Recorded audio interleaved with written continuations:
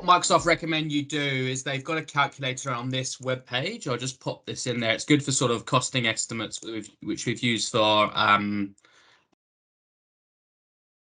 What you do is you use this calculator and you go into the tenant's storage usage in the back end once this loads. And you can get the total usage of their OneDrive, SharePoint, and mailboxes.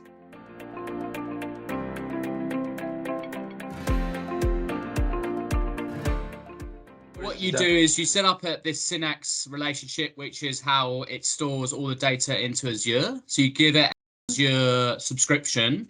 All you need to do is give it an Azure subscription. And after you give it an Azure subscription, it basically creates all the storage for you in the back end. It's all automatic. And then you say, these are the mailboxes and OneDrive I want to back up, and it's all native in the back end.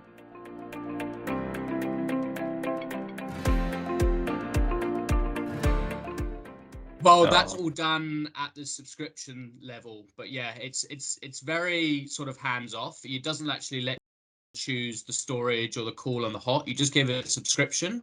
Once you give it a subscription, then you sort of enable the backups, and it's all automatic in that regards.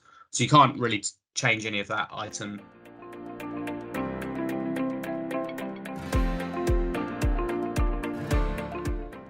At the moment, as the retention's only 1 year, you can't really change much. I'm guessing because it's a brand new product, so you can't go longer than a year, and you can't change when it snapshots either. So it snapshots every 50 minutes your mailboxes and SharePoint, and it goes up to a year.